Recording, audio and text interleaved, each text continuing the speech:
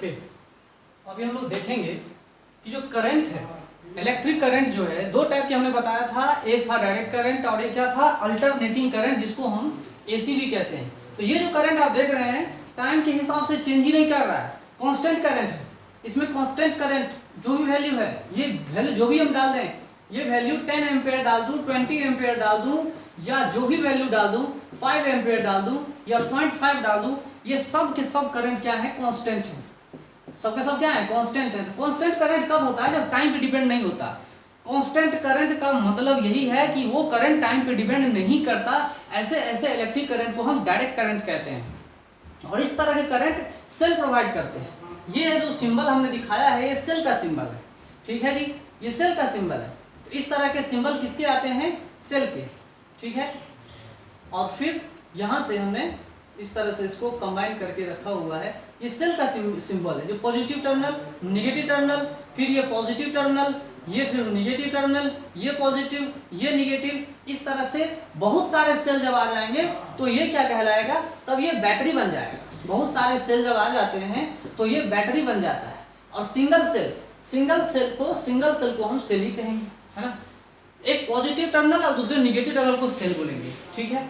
तो चलिए यहाँ पे हमने कांस्टेंट करंट दिया, तो ये डायरेक्ट करंट कहलाया। डायरेक्ट करंट मतलब टाइम के हिसाब से उसमें इलेक्ट्रिक करंट का मैग्नीट्यूड चेंज नहीं होता। मतलब this type of current does not depend upon the time, time पे डिपेंड नहीं करता है। इसीलिए इलेक्ट्रिक करंट डीसी को क्या बोला जाता था, करंट को शुरू में टाइम से इंडिपेंडेंट मानने के वजह से electric current fundamental physical quantity के अंतर्गत आता है। फंडामेंटल फिजिकल क्वांटिटी के अंतर्गत आता है, डिराइव्ड फिजिकल क्वांटिटी के अंतर्गत नहीं आता है, ठीक है। यहाँ चलिए, ये जो ग्राफ हमने बताया है ये एसी करंट का है। This type of electric current is called AC current, alternating current. यहाँ गौर से देखिए करंट समय के साथ कैसे चेंज हो रहा है। यहाँ देखिए जैसे ही टाइम 0 था, धीरे धीरे करंट बढ़ रहा है। ये डायरेक्शन अलग है, ये डायरेक्शन अलग है। देखिए डायरेक्शन एक पॉजिटिव डायरेक्शन में, अपवर्ड को पॉजिटिव डायरेक्शन मान लें और डाउनवर्ड को नेगेटिव डायरेक्शन मान लें, तो यहाँ गौर से देखिए कि पॉजिटिव डायरेक्शन में इलेक्ट्रिक करंट क्या हो रहा है, धीरे धीरे मैग्नीट्यूड इसका बढ़ रहा है, मैक्सिमम पे गया। तो जो मैक्सिमम पे आ रहा है, ये मैक्सिमम वैल्यू को हम क्या बोलते हैं, आई नॉट, ठीक है। ये मैक्सिमम करंट क्या है भाई, आई नॉट, मैक्सिमम वैल्यू है। और ये जो एम्पलीट्यूड है ये क्या है, कांस्टेंट, ये कांस्टेंट है। ऐसा नहीं है कि हमने एसी करंट के बारे में कुछ ऐसा लिखा हो, है ना, ऐसा नहीं, ये नहीं। इस टाइप के करंट को हम एसी नहीं बोलेंगे, क्योंकि इसमें एम्पलीट्यूड क्या है, कांस्टेंट नहीं है, घट बढ़ रहा है ना। यहाँ पे आई नॉट की वैल्यू अगर हम फाइंड करना चाहिए, ये देखो यहाँ पे एम्पलीट्यूड अलग है, यहाँ देखो यहाँ अलग है, फिर यहाँ अलग है, यहाँ फिर अलग है, यहाँ अलग है। तो एम्पलीट्यूड सेम रहना चाहिए, एम्पलीट्यूड कांस्टेंट रहना चाहिए। और एम्पलीट्यूड का मतलब क्या होता है, maximum displacement from the mean position. तो मान लो ये मीन पोजीशन हो, मैक्सिमम डिस्प्लेसमेंट है ना, मैक्सिमम डिस्प्लेसमेंट। तो करंट की यहाँ पर डिस्प्लेसमेंट है, मैक्सिमम वैल्यू है ना, इलेक्ट्रिक करंट का आई नॉट है। आई नॉट को हम लोग क्या कर सकते हैं, maximum value of electric current. Electric current की मैक्सिमम वैल्यू, सबसे ज्यादा जो मान है, वैल्यू है, उसको हम आई नॉट के नाम से जानते हैं। तो जो जनरेटर से इलेक्ट्रिक करंट आता है, that current is called I is equal to I not sine omega T. तो जनरेटर, एसी जनरेटर से जो करंट प्रोड्यूस होता है वो टाइम पे डिपेंड करता है। जैसे ये टाइम पे डिपेंड करता है, साइन के फंक्शन से आ रहा है, मतलब समझिए उसका मैग्नीट्यूड भी चेंज हो जा रहा है, साथ साथ डायरेक्शन भी चेंज हो रहा है। यहाँ देखिए पहले पॉजिटिव डायरेक्शन में इलेक्ट्रिक करंट मैक्सिमम वैल्यू पे गया, फिर क्या होगा, धीरे धीरे मैग्नीट्यूड इसका घटते जा रहा है, उसी डायरेक्शन में घटते जा रहा है। फिर ये 0 पे आने के बाद अब ये डायरेक्शन भी चेंज कर रहा है। डायरेक्शन चेंज करने के बाद अब इसमें कहानी क्या हो रही है कि अपोजिट डायरेक्शन में धीरे धीरे इलेक्ट्रिक करंट क्या हो रहा है, मैक्सिमम की तरफ जा रहा है। फिर अपोजिट डायरेक्शन में करंट धीरे धीरे क्या हो रहा है, घटते हुए जा रहा है। फिर पॉजिटिव डायरेक्शन तरफ जा रहा है, 0 पे आ गया, 0 पे आया, फिर उसके बाद पॉजिटिव डायरेक्शन में मैक्सिमम वैल्यू की तरफ जा रहा है, फिर घटते हुए जा रहा है। यहाँ गौर से देखिए कि जब इस टाइप के करंट जो है, एसी जो करंट है, ये इस टाइप के करंट, एसी करंट पीरियोडिक कहलाते हैं। This type of current is called periodic current. ये पीरियोडिक करंट है, ठीक है। AC current is called periodic current. एक डिफिनिट पीरियड में, यहाँ से यहाँ तक हाफ साइकिल में, जब हम लोग पढ़ेंगे magnetic effects of electric current, तो कॉइल से रिलेटेड हम लोग पढ़ेंगे हाफ साइकिल में। हाफ साइकिल में क्या होता है, यहाँ से हाफ साइकिल मतलब हाफ साइकिल में t/2, अगर time period total time period t है तो हाफ साइकिल मतलब क्या हो गया t/2। ये जो t/2 है ये क्या है, हाफ साइकिल, इसको हम बोलते हैं हाफ साइकिल। ठीक है, जब हम लोग एसी करंट पढ़ेंगे तब समझ में आएगा कि हाफ साइकिल क्या होता है। मान लो ये कॉइल है, आयरन का कॉइल है ना। अब ऐसा क्या हुआ है, जब ये इस तरह का है, इस तरह का है, थोड़ा सा ऐसा आएगा तो क्या होगा, हाफ साइकिल आ जाएगा। ठीक है, ऐसा क्या हुआ है, और ऐसा 190 डिग्री अगर आ जा रहा है ना तो क्या होगा, हाफ साइकिल आ जाता है। फिर धीरे धीरे धीरे धीरे अपोजिट डायरेक्शन में आ रहा है ना, तो उसको हम क्या बोलते हैं, पहले ऐसा है ना, पहले अगर मान लो कॉइल ऐसा है, फिर ये क्या कर रहा है, ऐसा ऐसे आ जाएगा, एक बार में 180 डिग्री घूमेगा है ना, 180 डिग्री घूमेगा तो हाफ साइकिल आ गया, फिर घूमेगा तो क्या होगा, वो क्या होगा, फिर अगेन जो दूसरा बार घूमेगा तो वो कहलाता है फुल साइकिल कंप्लीट हो जाता है। हाफ साइकिल में देखिए क्या होता है, ये पॉजिटिव टर्मिनल बना रहता है, ये पॉजिटिव टर्मिनल बना रहता है, और नेक्स्ट हाफ साइकिल में देखिए, अब अगर एसी करंट को मैं इस तरह से डिनोट करूं तो हाफ साइकिल में ये टर्मिनल पॉजिटिव होता है, दूसरा ये क्या होता है, निगेटिव हो जाता है। और नेक्स्ट हाफ साइकिल में क्या होगा, ये टर्मिनल अब निगेटिव बन जाता है और ये टर्मिनल पॉजिटिव बन जाता है, इसलिए इसकी डायरेक्शन भी चेंज होती है। यहाँ डायरेक्शन से भी इसको रिलेट कर सकते हैं। तो एसी करंट एक पीरियोडिक करंट है जिसमें डायरेक्शन भी चेंज होता है प्लस मैग्नीट्यूड भी चेंज होती है। ऐसे ऐसे इलेक्ट्रिक करंट को हम एसी करंट के नाम से जानते हैं, अल्टरनेटिंग करंट के नाम से जानते हैं। ये पीरियोडिक करंट है जिसमें करंट का जो मैक्सिमम मैग्नीट्यूड जिसे एम्पलीट्यूड कहते हैं वो कांस्टेंट रहता है। ठीक है, यहाँ देखिए एक कंप्लीट टाइम पीरियड, ये हमने टाइम से वेरी करवाया इसको। इस तरह के इलेक्ट्रिक करंट को हम एसी करंट कहते हैं, अल्टरनेटिंग करंट कहते हैं। ठीक है, ये अल्टरनेटिंग करंट नहीं है लेकिन ये अल्टरनेटिंग करंट है। तो साइन का ग्राफ है ये, कैसा, किसका ग्राफ है, साइन का ग्राफ है। ये साइन का ग्राफ देख सकते हैं। तो साइन का ही ग्राफ नहीं हो सकता, कॉस का भी हो सकता है। अगर हम इसका कॉस का भी ग्राफ लिख सकते हैं, कोई दिक्कत नहीं, I0 cos ओमेगा t है ना, इस तरह का भी ग्राफ हो सकता है, कोई आश्चर्य की बात नहीं है। लेकिन ये पीरियोडिक होता है, प्लस इसका मैग्नीट्यूड एंड डायरेक्शन चेंज होते हैं, और मैक्सिमम एम्पलीट्यूड जो होता है वो भी, मैक्सिमम एम्पलीट्यूड क्या होता है, मैक्सिमम जो एम्पलीट्यूड है करंट का वो क्या होगा, कांस्टेंट रहेगा, वो चेंज नहीं करता है ना। चलिए, तो अब आप ये समझिए कि आप जनरली जानते होंगे कि एसी करंट को डीसी करंट में कन्वर्ट करने के लिए कौन सा इंस्ट्रूमेंट यूज होता है, तो rectifier, half wave rectifier, full wave rectifier, है ना। तो बहुत तरह के रेक्टिफायर होते हैं। तो रेक्टिफायर क्या करता है, एसी को डीसी में कन्वर्ट कर सकता है।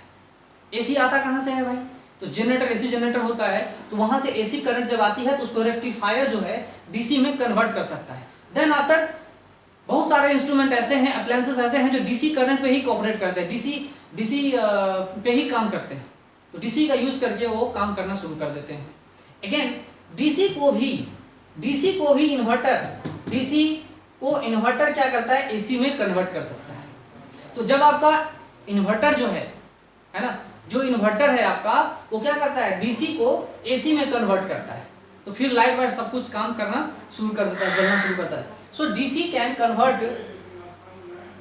be converted into AC by inverter, but AC can be converted into DC by rectifier, है ना।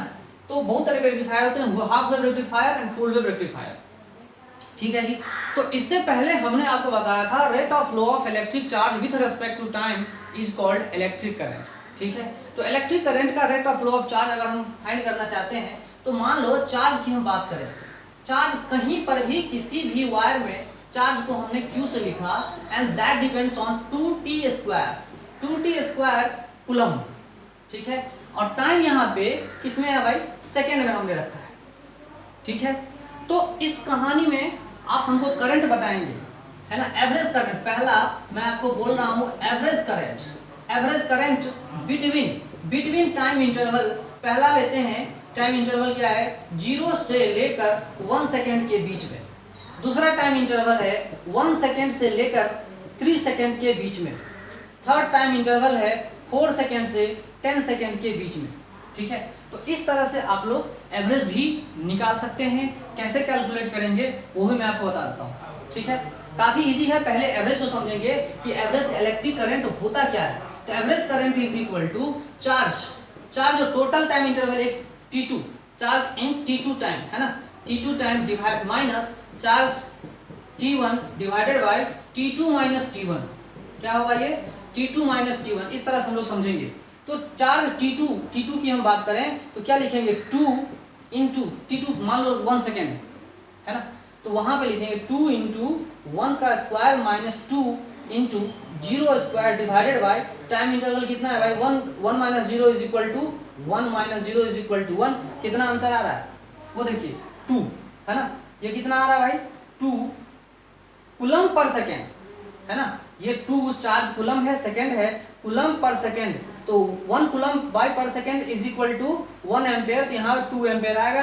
बाद बाकी क्वेश्चन आप खुद सॉल्व कर लेना, 1 सेकंड से 3 सेकंड, 4 सेकंड से 10 सेकंड, है ना, बहुत सारे क्वेश्चंस आप क्रिएट कर सकते हो, 1 सेकंड से 5 सेकंड एक्सेट्रा, ये खुद आप प्रैक्टिस कर सकते हो। इस तरह के करंट को हम लोग क्या बोलते हैं, एवरेज करंट बोलते हैं। एवरेज करंट में ये जो जितना सारा टाइम इंटरवल हमने बताया है ये स्मॉल है या नहीं तो लार्ज है, वेरी वेरी स्मॉल नहीं है। देखिएगा 0 से 1 सेकंड तक एक डिफिनिट टाइम इंटरवल है, स्मॉल कह सकते हैं, 1 सेकंड भी बहुत ज़्यादा होता है ना, बहुत ज़्यादा नहीं, ज़्यादा होता है, स्मॉल ही मान लो कि वेरी वेरी स्मॉल नहीं, 0 के आसपास नहीं होता है। 1 सेकंड से 3 सेकंड 2 सेकंड का इंटरवल है, इसमें कितने का इंटरवल है 6 सेकंड का है, इसमें कितने का 4 सेकंड का इंटरवल है, लाइक दैट होगा, आप एवरेज करंट आराम से फाइंड कर सकते हो, ठीक है। नेक्स्ट मैं आपसे पूछ रहा हूँ इंस्टेंटेनियस करंट। अगर मैं आपसे ये पूछूं, दूसरा क्वेश्चन मैंने आपसे पूछा कि इंस्टेंटेनियस करंट, करंट एट पूछ रहा मैंने 0 सेकेंड, है ना, फिर लिखेंगे 1 सेकेंड, फिर लिखेंगे 1.5 सेकेंड, है ना, फिर 2 सेकेंड, एग्जैक्ट 2 सेकेंड पे, एग्जैक्ट 0 सेकेंड पे, एग्जैक्ट 1 सेकेंड पे, एग्जैक्ट 1.5 सेकेंड पे, इतने सारे टाइम इंटरवल्स हमने दे रखे हैं आपको, आप देख सकते हैं 4 सेकेंड एग्जैक्ट। इसी टाइम इंस्टेंट पर हमें क्या फाइंड करना है, इलेक्ट्रिक करंट फाइंड करनी है।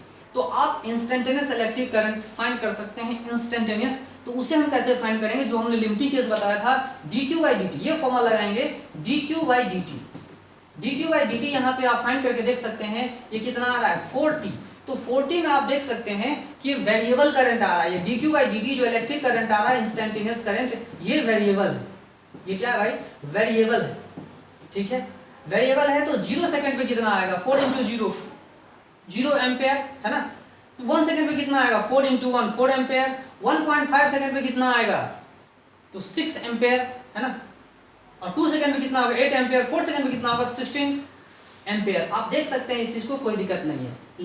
लेकिन अगर मैंने आपको चार्ज दे दिया 2t, अगर ये चार्ज 2t हो जाए तो आप इस तरह के क्वेश्चन को चेंज करके सब के सब बनाओगे, एवरेज करंट कितना होगा, इंस्टेंटेनियस करंट कितनी होगी, वो सब के सब फाइंड करोगे। जब 2t आएगा तो यहाँ पे 2 ही रहेगा सिर्फ, है ना, जब डिफरेंशिएट करेंगे अगेन तो कितना आएगा 2 आएगा इंस्टेंटेनियस करंट में, ठीक है। आप लोग देख लीजिए, और इस तरह के अगर क्वेश्चन आते हैं तो इजी वे में आप आराम से क्वेश्चन बना सकते हैं, ओके।